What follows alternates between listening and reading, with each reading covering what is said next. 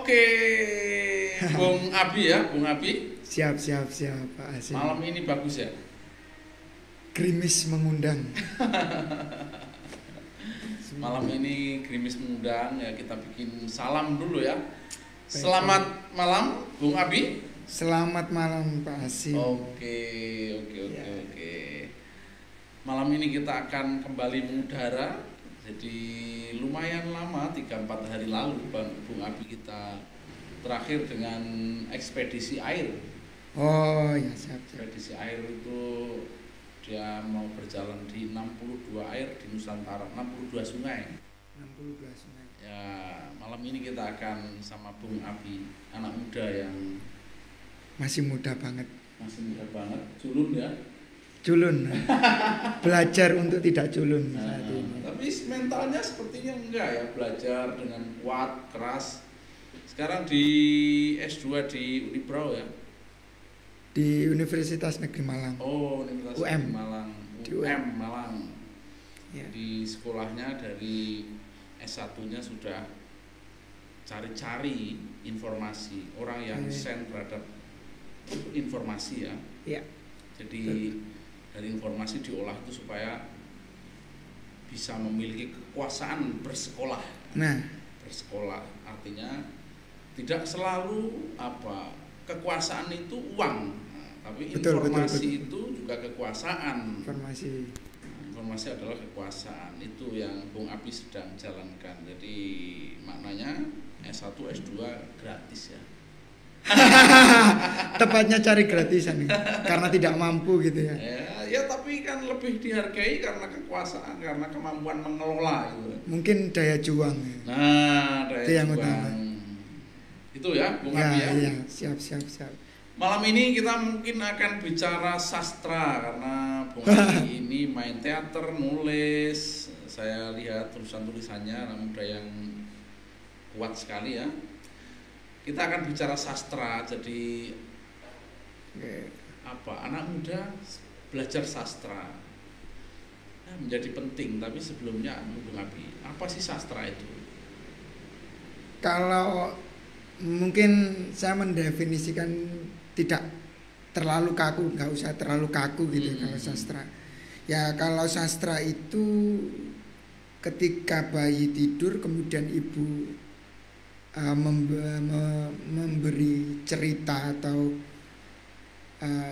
sedang bercerita, ketika anak itu mau terlelap, nah secara tidak langsung pesan yang disampaikan melalui cerita itu masuk ke dalam seorang anak. Itu sastra gitu. Jadi ada maksud. Karena di situ tentu orang tua pasti tidak semerta-merta hanya sebatas memberi cerita, tidak, pasti ada ajaran edukasi, terus kemudian ajaran-ajaran ya. Mungkin inginnya anak itu menjadi apa yang diceritakan di situ. Tapi kalau yang itu, yang anak-anak ibu-ibu yang itu pernah lihat nggak di YouTube itu yang ngajak nyimeng itu loh, anak-anak yang diceritakan sama ibunya. Nyimeng itu ya ganjang. Oh gitu ya. Aku nggak tahu viral itu. Oh gitu. Lumayan lama kan, sudah setahun setengah yang lalu itu ibu-ibu yang jadi di luar kebiasaan. Biasanya ibu-ibu bercerita itu ada ajaran, ada pesan, ada keinginan, ada harapan. Tapi ini agak unik ya ibu-ibu itu. Iya, karena menurut saya ini budaya timur dan budaya barat ini saat ini bercampur aduk gitu ya. Sehingga kita luput akan ketimuran kita dalam arti sensenya, rasanya, terus kemudian pola pikirnya juga. Ya anggap saja kalau tentang sastra atau tidak lepas dari tradisi lisan tentunya. Ya contoh ajaran-ajaran nenek moyang, bukan nenek moyang ya mbah-mbah dulu itu mengatakan bahwa ilmu kelakune kanthi laku. Kalau ilmu itu apa ya, harusnya ya dilakukan. Nah sekarang ilmu itu diujikan. Ya itu degradasi menurut saya. Ilmu diujikan. Diujikan bukan dilakukan. Degradasi awal. Itu saya pikir itu sih ya yang membuat sangat sastra, miris sekarang ya. Jadi di sana ada sejarah. Ada sejarah juga ya sastra itu. Kalau saya mengatakan sastra itu multidisipliner ya. Iya. Ada edukasi sejarah, pesan gitu. Karena sastra itu sendiri kembali ke ya seperti para wali songo itu pun juga mengajarkan sastra gitu. Dan sangat lembut. Sastra apa namanya? Itu yang cipta wening apa namanya? Mungkin terlepas dari itu, mungkin yang paling sederhana ya gundul-gundul paco. Ya, gundul paco. Itu ternyata kan maknanya tinggi juga. Nah dari situ pentingnya tanggap ensaswono, apa ya, bahasa Indonesianya apa ya? Kalau di bahasa Indonesia kan itu emang kurang dalam gitu. Tanggap di dalam hati. Tanggap menanggapi situasi gitu, suasana situasi gitu. Yang ini mengalami degradasi betul. Nah, sastra di sini harus mengajarkan itu, mengajarkan. Terus untuk anak muda apa? Apa kita sedang ingin baca situasi atau apa perlunya kira-kira? Kok tiba-tiba anak muda kita sepertinya apa? Situasinya agak jauh ya? Banget. jauh banget, Pak. Karena kenapa? Ya contoh saja di sekolahan itu pun saya pikir unsur intrinsik yang ada dipelajari di sekolahan itu tidak nyampe. Pelajaran yang di sekolahan itu karena kaitannya pastinya bahasa dan sastra itu otomatis. Karena tidak nyampe. Mungkin di beberapa sekolahan yang memiliki grade tinggi dan lain sebagainya sangat teratur dalam mempelajari ilmu itu, tapi banyak sekolahan yang mungkin itu di pedesaan ataupun di kota bahkan atau basicnya yang berbeda, tidak mempelajari ilmu secara apa ya, untuk ilmu tapi praktikum, basicnya praktikum itu biasanya nyambungnya kurang. Jadi berbeda-beda itu. Soal pengetahuannya saja itu masih menjadi soal ya. Soal pengetahuan soal saja. Pengetahuannya menjadi soal, apalagi soal penerapannya. Penerapannya ya. Karena pelajaran mungkin anak-anak tidak suka pelajaran. Tapi yang paling urgent itu adalah menumbuhkan daya untuk belajar itu. Nah, dari sastra itu tanggap ensaswono, tanggap suasana, karena kita memahami bahwa kenapa kok ada peristiwa ini. Itu kan bagian dari tanggap suasana. Kenapa kok saya harus kepada guru itu harus bersikap tunduk dan lain sebagainya. Itu bagian dari sastra aja. Kalau ajaran budi pekerti itu. Ya. Itu mendasar sebelum ke teknis menulis karya sastra dan sebagainya itu yang sedang diperjuangkan untuk saat ini kalau saya. Jadi kalau kita bagi ya berarti sastra itu sebenarnya lebih dekat kepada pendidikannya. Pendidikan. Jadi kalau pendidikan itu adalah budi pekerti, sejarah, karakter. Nah, itu ya. Gitu. Betul. Tapi kalau terpelajar itu kan survival, pengetahuan kan gitu-gitu ya. Kalau ini lebih ke pendidikan. Iya. Karena ada berdampingan memang ya, bahasa dan sastra gitu. Untuk bahasa sendiri di mata pelajaran itu misalkan dalam mata pelajaran apa ya, negosiasi ada. Nah itu kan hal yang sepele. Ya sebenarnya kalau dibahas itu kan ilmu sosial. Nah, saya ingin bilang begitu. Iya. Sebenarnya dasar pengetahuan sosial itu harusnya pelajaran sastra diperkuat ya. Harusnya.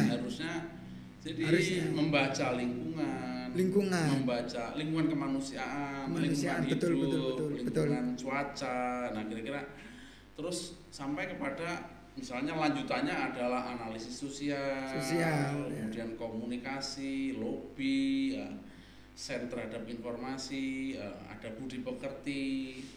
Karena yang dipelajari di sekolahan itu ya menurut saya benar-benar tidak berfungsi secara aplikasi di kehidupan nyata gitu.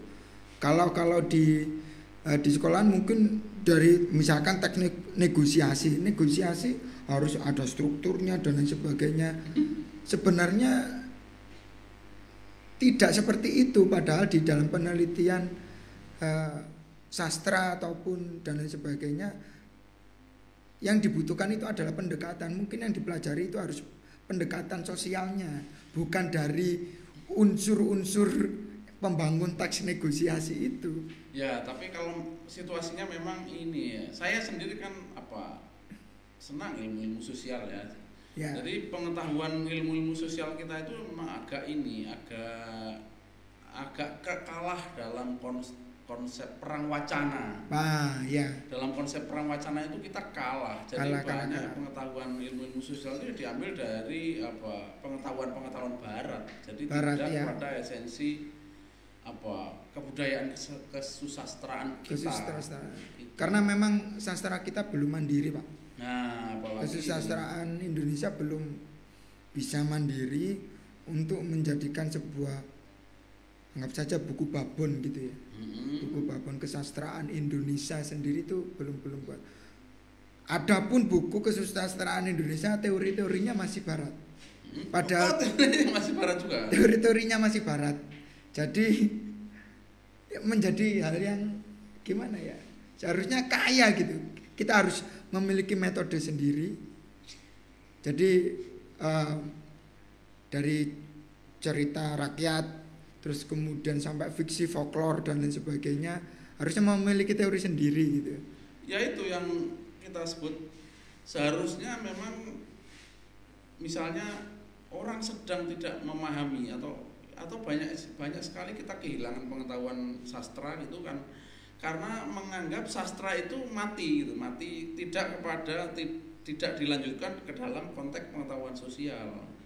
Mungkin sekarang memahami sastra itu Pak, sebagai wujud dalam arti bentuknya, teksnya itu adalah sastra, padahal sebenarnya ada di dalamnya sastra itu. Ya, sederhana kalau saya misalnya perlu sambungan ilmu-ilmu sosial sastra kita itu ke dalam ilmu-ilmu sosial modern.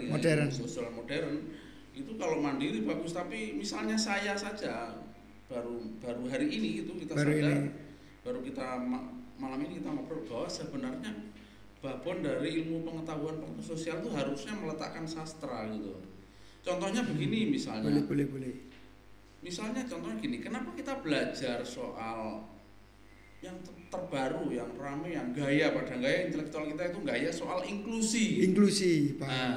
Soal inklusi, baru saya iya ya, harusnya kan belajar inklusi itu lebih kepada sejarah kebudayaan kita, sejarah budi pekerti, sejarah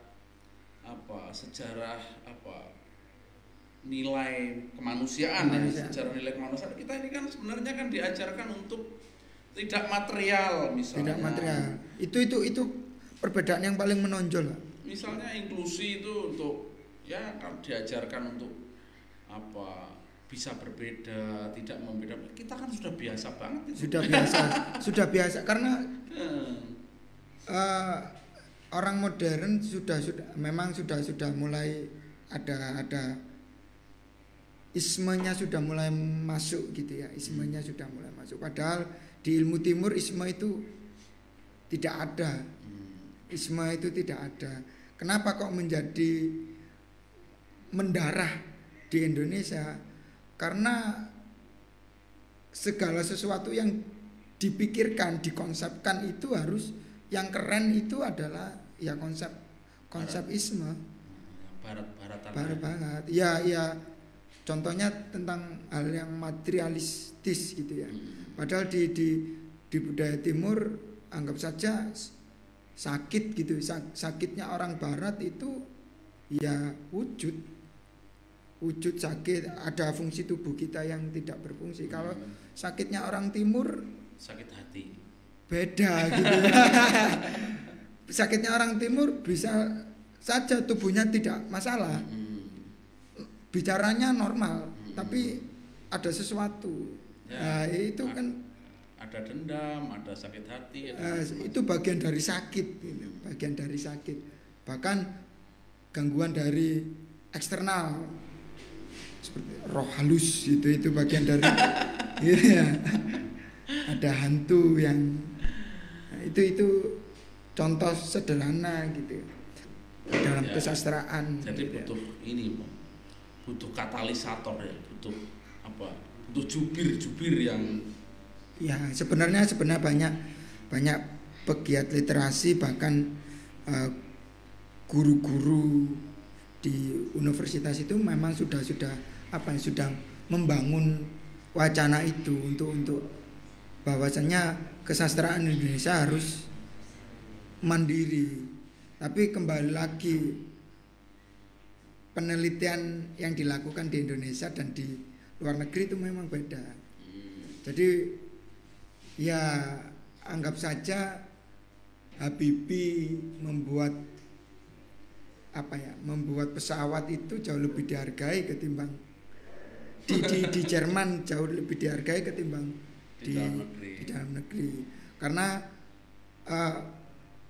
orang Indonesia sangat kurang percaya kepada orang Indonesia sendiri. Bahkan penelitian pun kalau di luar ya memang sudah, kamu butuh berapa, silakan meneliti tentang misalkan sejarah ini, sudah percaya penuh. Yang terpenting outputnya apa, jelas berapa. Kalau di sini uang dana, nanti dananya buat apa gitu ya. Terus peneliti melaporkan anggarannya jauh lebih sulit ketimbang penelitiannya. Itu kan ribet gitu ya. Kalau penelitiannya masih bisa ini ya, copy paste Google ya. itulah perkembangan. Jadi keprihatinan kita ini ya, jadi kenapa ya? Apa kekalahan perang wacana ya.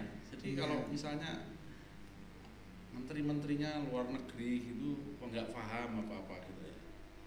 Iya. Urusan Amerika itu kan jadi nggak paham bahwa sastra itu adalah pengetahuan yang menjadi dasar citra model pengetahuan Indonesia kan gitu.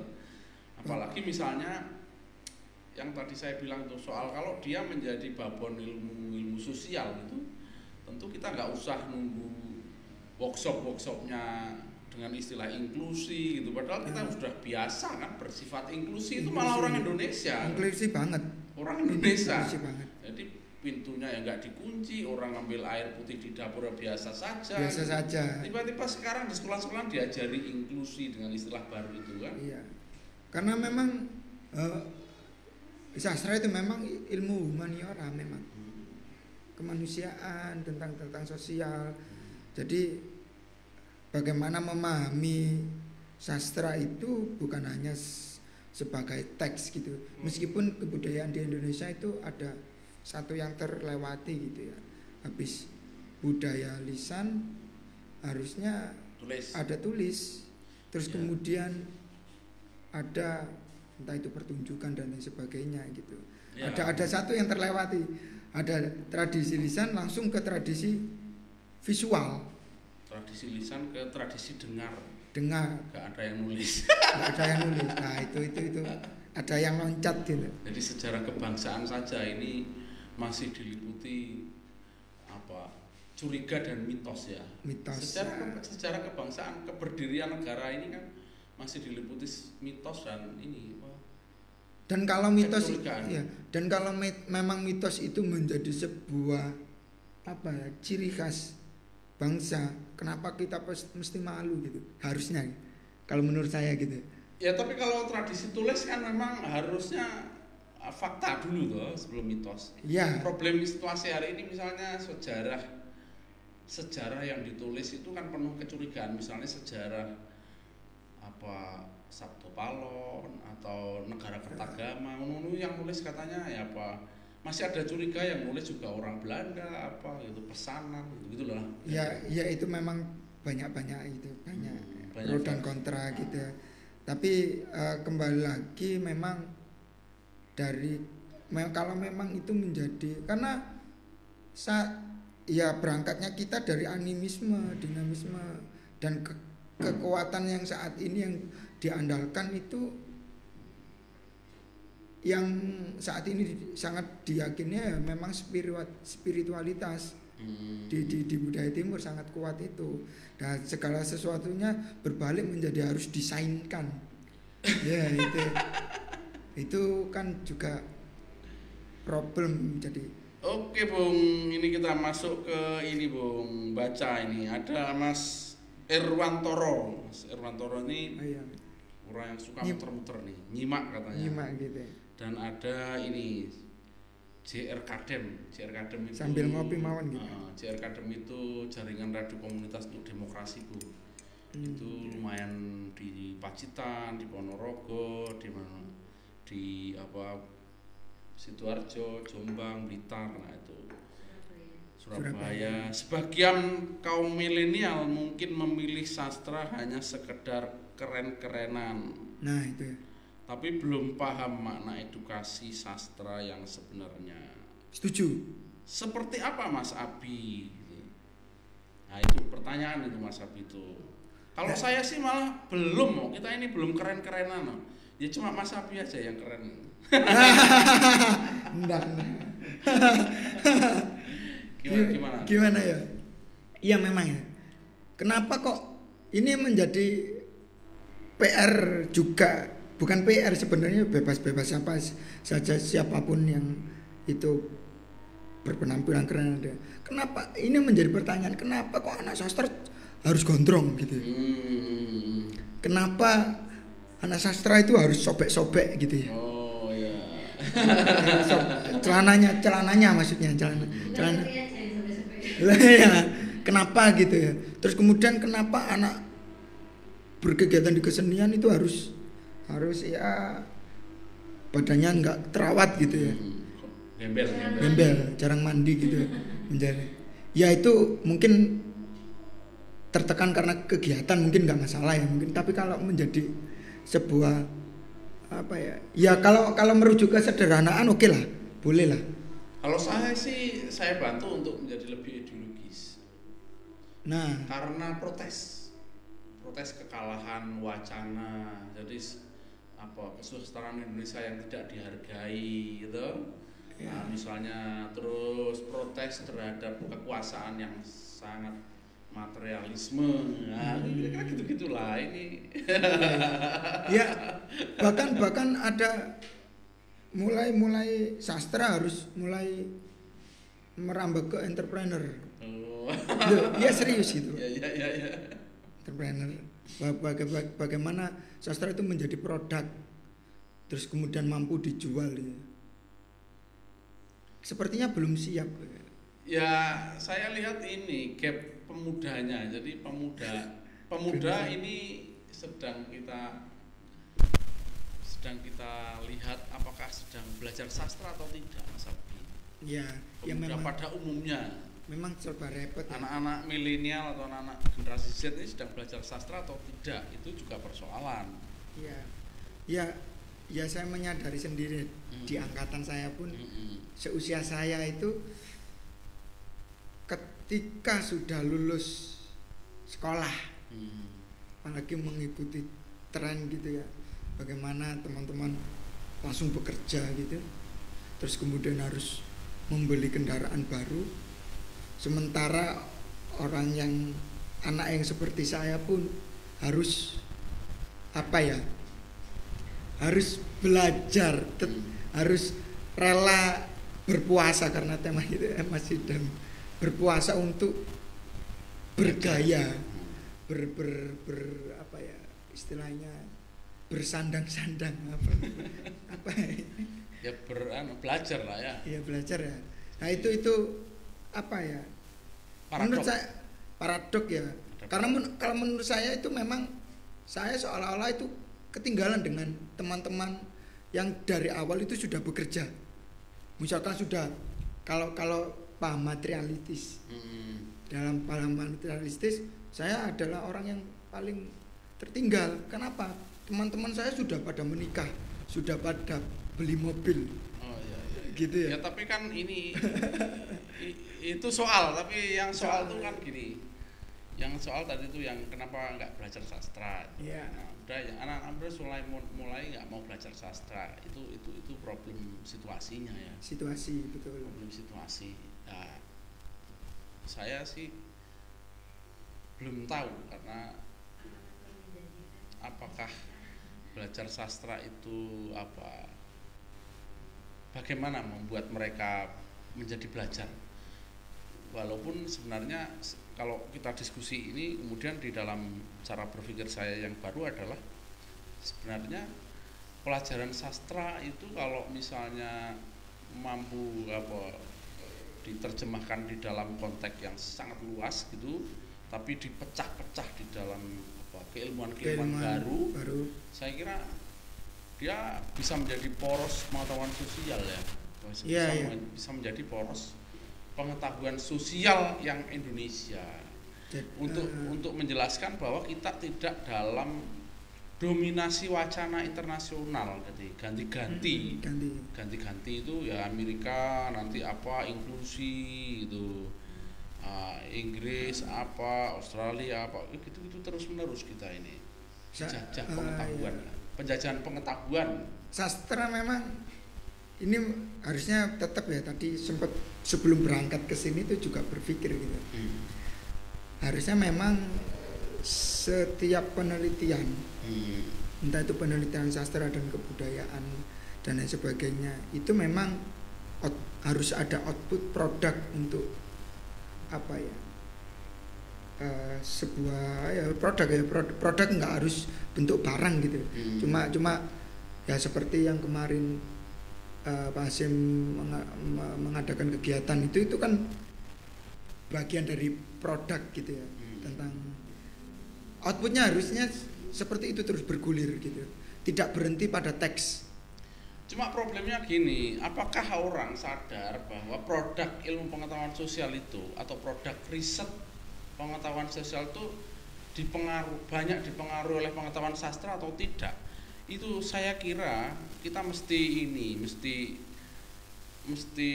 cek atau mesti tekankan kembali bahwa produk-produk pengetahuan sosial itu harus mau memberi konklusi bahwa sebenarnya ilmu pengetahuan sosial Indonesia di dalam konteks hasil-hasil kekinian, riset-riset kekinian itu disambungin ke dalam ilmu-ilmu babon kesusastraan itu sendiri, sehingga tidak terputus gitu loh. Dan orang-orang kita masih senang sekali mencuplik-cuplik gitu pengetahuan-pengetahuan yang tadi saya bilang itu kebarat-baratan gitu loh. Nah ini yang kemudian ya menjadi gak asik, kesusastraan kita itu menjadi ditinggalkan karena dianggap ketinggalan dan tidak ada yang membangun karya kalau dia babon, tapi pecahan-pecahan pengetahuannya tidak ada yang bangun. Misalnya gini, ada istilah analisis sosial, itu kan semua pengetahuannya ya cembel apalah kira-kira gitu. Kemudian ada PRA, ada RRA gitu-gitu. Pengetahuan tentang desa saja kita harus belajar dari Jerman. Nah ini kan masalah ini. Lucu. Saya belajar itu dulu itu. Jadi ada RRA, ada PRA, gitu loh. Itu jadi belajar desa itu ya belajar di Jerman. Belajar dari tokoh-tokoh yang sedang meneliti dan kita mencuplik-cuplik orang padahal Jerman. Orang Jerman menelitinya di Indonesia.